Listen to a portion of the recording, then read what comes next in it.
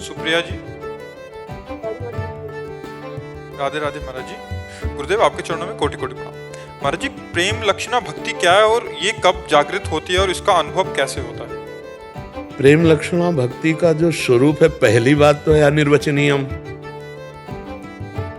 अनिर्वचनीयम जैसे किसी को बढ़िया रसगुल्ला पवाया जाए, जैसे आपको पवाया जाए, पूछा जाए कैसा, तो आप कहोगे मीठा। कितना मीठा? बहुत मीठा। बहुत मीठा कितना? बोले खा के देख लीजिए। इतना, इसके आगे उत्तर नहीं दे सकते आप। यही 3 उत्तर होंगे। अगर गूंगे को पवा दे तो फिर उत्तर ही नहीं है, उसकी मुस्कुराहट से समझ सकते हो। तो ये मुंह का स्वादनवत, देवर्षि नारद जी ने कहा प्रेम लक्षणा भक्ति को मुंह का स्वादनवत। मुंह का स्वादन ये अनुभव गम्य है, इसको वाणी से नहीं बताया जा सकता। अनिर्वचनीयम प्रेम स्वरूपम, वाणी के द्वारा इसका प्रवचन नहीं हो सकता प्रेम का।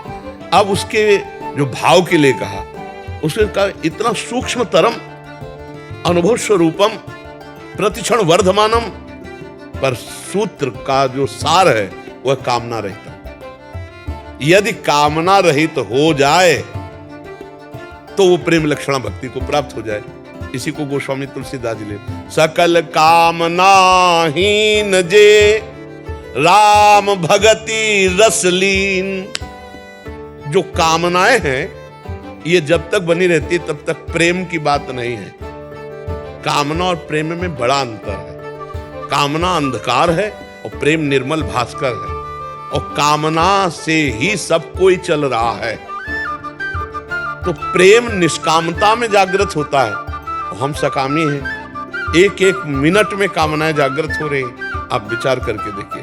तो पहले साधारण भक्ति शुरू होती है, सबकी साधारण भक्ति शुरू होती है, और उसमें कामना होती है कि मैं सुखी हो जाऊं, दुख से निवृत्ति हो जाए।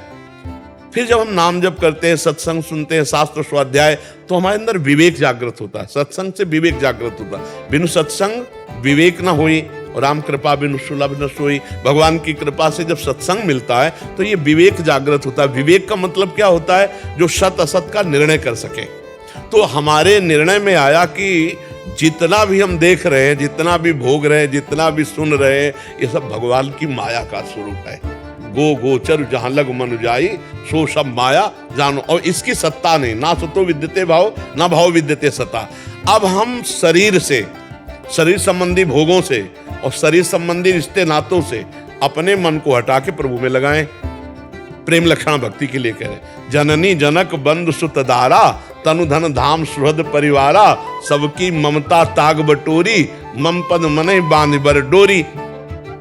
देखो, हिम्मत करो, सबकी ममता को बटोरो। एकमात्र ममता जब बटोर जाएगी तो हृदय में आएगा, जैसे मीरा जी के हृदय में आता है, मेरे तो गिरधर गोपाल दूसरो न कोई, जाके सिर मोर मुकुट मेरो पति सोई। अब जब सब जगह से ममता समेटकर भगवान के चरणों में आई, और तनुआंग मनोभी रमले सोहम तवि वासिता, शरीर मन वाणी और स्वयं भगवान की शरण में हो गए, तो अब कामना किसके लिए करें? सारे रिश्ते भगवान के चरणों में और पूरा जीवन भगवान के चरणों में, तो अब कामना के लिए कोई गुंजाइश नहीं, क्योंकि मैं और मेरा बचा नहीं। अब उससे प्रीति का अंकुरण होता है। अब वो भगवान को स्मरण करके कभी रोता है, कभी हंसता है, कभी गाता है। न लाज तीन लोकन की, न वेद को कहो करे, न शंख भूत प्रेत की, न देव जच्छ ते डरे, सुने न कान और की, दृश्य न और इच्छना, दृश्य न और इच्छना।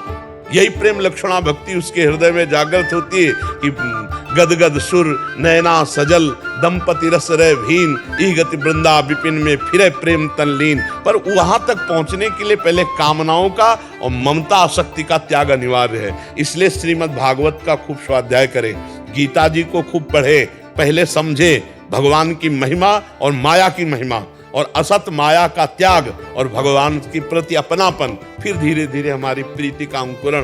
प्रीति बहुत दुर्लभ वस्तु, भगवान सब दे देते हैं लेकिन प्रीति नहीं। और जब कोई भगवान से प्रीति करने चलता है तो इन 3 का प्रचंड तांडव शुरू हो जाता है उसके जीवन में, कंचन, कामिनी और कीर्ति। इन खाइयों को पार कर जाए तो आगे भगवान ऐसे खड़े आ जाओ। लेकिन भाई 100 में 75 तो लुढ़क जाते पहले में ही। 75, चाहे वो जो साधक हो, चाहे स्त्री शरीर साधक हो, चाहे पुरुष शरीर साधक हो, जो मन में कल्पना की उसके अनुसार आपको संग मिलेगा। क्योंकि आप भजन कर रहे हो ना, भगवान से मिलना चाहते हो ना, तो जैसा सोचा था तुमने मन में वैसे ही भोग आपको मिलेगा। तो 100 में 75 तो ढलन जाते पहली खाई में, फिर दूसरी आती है रुपया, सोना, चांदी, महिमा। अब वो निकला था दासत्व में, मैं सेवक सचराचर रूप स्वामी भगवंत। फिर मतलब 100 में 98 यहीं फिसल जाते हैं। 2 कोई ऐसे 1-2 होते हैं जो उसको क्रॉस कर पावे, जो कंचन, कामिनी, कीर्ति तीनों खाइयों को पार कर ले जाए, तब वो प्रेम का पात्र बन जाता है। बहुत कठिन है, बहुत कठिन है, देखो बहुत कठिन है। जैसे कहते हैं हमको धन से कोई प्यार नहीं, वो जा रहा हो 500 रुपया फेंक दो सामने और छुप जाओ, फिर देखो 500 रुपया उसको कैसे हिलाता है, आगे कदम बढ़ाएगा, पीछे हटाएगा, फिर झुकेगा, आसपास देखे।